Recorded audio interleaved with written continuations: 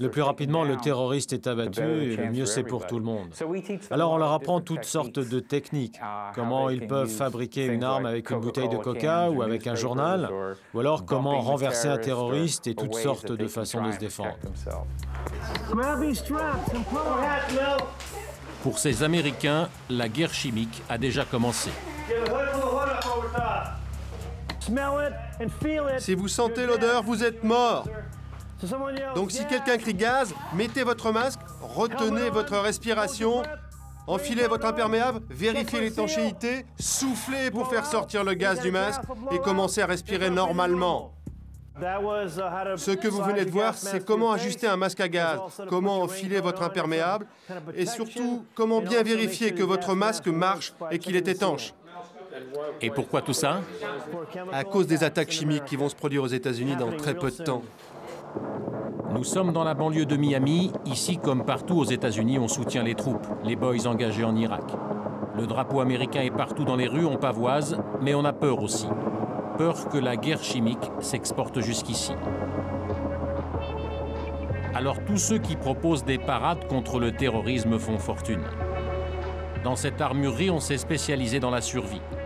Et depuis les attentats du 11 septembre, les affaires marchent bien. Vous avez des provisions de nourriture, des produits pharmaceutiques, ici un générateur. Les portes et les fenêtres sont isolées avec du plastique et du ruban adhésif. Vous avez des toilettes portables, une radio, une lampe, des masques à gaz et des armes. Et il faut prévoir de pouvoir survivre dans cet environnement pendant une période de 7 à 10 jours. Dans la pièce d'à côté, on propose des cours de contre-terrorisme. Pour 60 €, ces Américains vont pendant 4 heures tout apprendre sur l'ennemi qui menace le rêve américain. Les terroristes détestent l'Amérique. Pourquoi? Dites-moi. Capitalisme, quoi d'autre? Liberté. On a la liberté, le capitalisme, on a des talkie-walkies, on a des téléviseurs couleurs, on est le meilleur pays du monde, on a la meilleure armée. Et qu'est-ce qui pourrait mieux alimenter leur rage que ce qui se passe depuis 10 jours avec les Américains en Irak? Si vous étiez Irakien et que vous viviez aux USA aujourd'hui, que feriez-vous? Moi, je me cacherais. Et caché, moi, je ferais du terrorisme. Bon, allez, disons que ce soir, on est des Irakiens. Jeudi prochain, on va faire une sortie. Vous allez me faire sauter un cinéma. Vous, un camion-citerne sur Disney World. Vous, des cocktails Molotov sur une communauté juive. Vous allez mitrailler un commissariat de police. Et vous allez poster 50 enveloppes avec une poudre blanche à l'intérieur. Est-ce que cela va se reproduire en Amérique? Est-ce qu'on va revoir ces images d'immeubles en feu aux informations, comme pour le 11 septembre? Je ne sais pas ce qu'ils attendent, mais je sens que ça ne va pas tarder. Il y en a qui disent que je donne ces cours de contre-terrorisme pour effrayer les gens. Mais ce n'est pas vrai. Je fais ces cours pour leur apprendre à survivre à un attentat suicide. Ce soir, ils vont apprendre à tirer, à survivre à une attaque à la grenade, à reconnaître un terroriste, à répondre à une attaque au couteau. Tout cela peut leur sauver la vie. Là, vous pouvez voir les effets de l'anthrax sur la peau. Alors, si je suis en train de travailler au bureau et que quelqu'un hurle « Tout le monde dehors, il y a de l'anthrax dans le système d'air conditionné », eh bien, je mets ça, je mets du scotch autour pour l'étanchéité. L'immeuble est en feu, l'immeuble est en feu. Et regardez ce que j'ai acheté pour 4,99 $. Des lunettes de natation. De la chlorine, du gaz moutarde nous tombe dessus. Et qu'est-ce que j'ai là? Un petit imperméable. Et voilà, je peux me couvrir. Et cela va me donner un sacré avantage par rapport à vous qui n'avez rien. Un avantage, un vrai avantage. Angelo Caparelli est ingénieur. Depuis 10 ans, il dirige une petite entreprise d'assainissement en plein Hollywood. Al-Qaïda a menacé d'attaquer les maternelles, les écoles. J'ai un neveu et une nièce et je suis terrifié. Je n'ai pas d'enfants, mais si j'en avais, j'aurais très peur. Ce que je fais pour moins angoisser, c'est d'essayer de m'instruire le plus possible et d'essayer de comprendre pourquoi Al-Qaïda déteste autant les États-Unis. Pour soulager ses angoisses, Angelo a obtenu un port d'armes. Depuis le 11 septembre, il n'est jamais sorti de chez lui sans son revolver. Il est caché dans une petite pochette attachée à la ceinture de son pantalon. Le revolver est là dans cette poche et je peux le sortir très vite. C'est une arme compacte, bien pour ma protection. Elle contient 14 balles.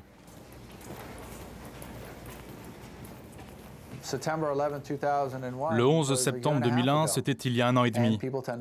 Et les gens ont tendance à oublier. Je ne sais pas comment on peut oublier ça, mais on l'oublie. Je pense que dans le futur, la menace terroriste va se multiplier et devenir quotidienne. Et là, on ne l'oubliera pas. On sera bien obligé d'agir. Si quelqu'un crie « grenade », vous plongez dans la direction opposée à la grenade. Remontez vos pieds.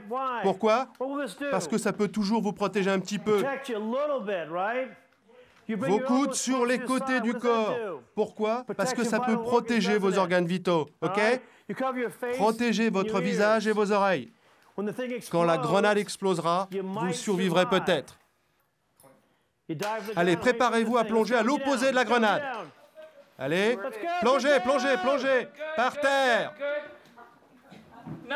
Bon. Qu'est-ce que vous faites maintenant? Vous vous levez? Non. Vérifiez si vous êtes blessé. Avez-vous mal? Êtes-vous blessé? Bougez les pieds. Vos pieds sont-ils toujours là?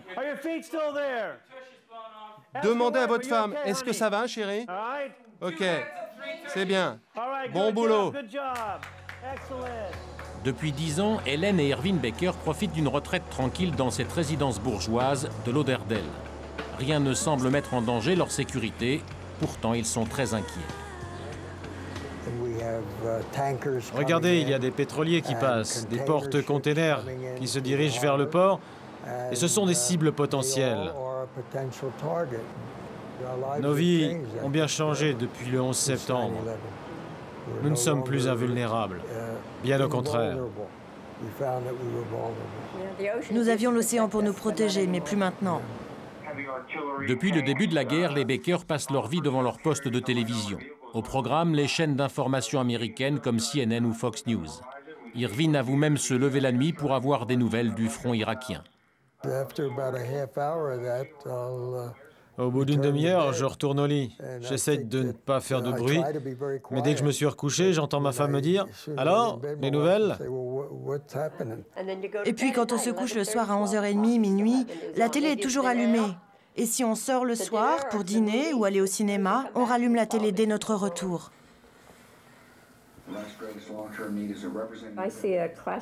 Moi, je vois un clash de civilisation entre les fondamentalistes musulmans et le monde occidental. C'est la base de tout, et c'est ce qui m'inquiète le plus. Je ne veux pas laisser la peur changer mon mode de vie. Ce serait une façon de se rendre à l'ennemi. Mais quand vous voyez le nombre de fondamentalistes dans ce pays, prêts à réapparaître au premier signal, c'est inquiétant. Allez, utilisez plus les mains. Regardez, vous voyez ce qui se passe? Là, plus de couteau. Boum, boum. Assurez-vous d'avoir une main derrière le coude pour bien le prendre. Pourquoi le coude? Regardez, pour le maîtriser. C'est vrai que c'est court comme démonstration, mais ils n'oublieront pas. S'ils se retrouvent dans une mauvaise situation, je vous garantis qu'ils s'en souviendront. Autre exercice, comment neutraliser un pirate de l'air. Irakien, bien sûr. Je vous avais dit d'attendre de 30 secondes à 1 minute avant de lui sauter dessus. Vous êtes un groupe un tout petit peu trop agressif. Ceci dit, j'admire votre bravoure. Allez, viens ici, toi. Agent de la sécurité aérienne, tout le monde se baisse. Restez baissés.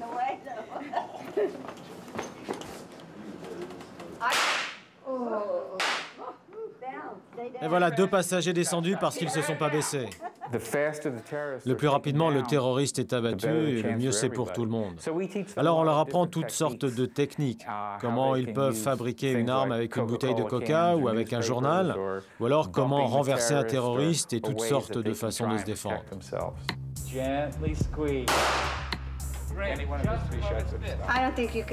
Je ne crois pas qu'on puisse se sentir complètement en sécurité. Il faut juste essayer de s'instruire le mieux possible. Toutes ces informations ce soir vont me permettre d'être un peu plus sûr de moi. Ça vous permet d'ouvrir les yeux sur ce que vous devez faire dans certaines situations. Si je peux apprendre à me défendre, je me sentirai moins vulnérable. Et si je me sens moins vulnérable, ma peur et mon anxiété diminueront. Gaz! Gaz!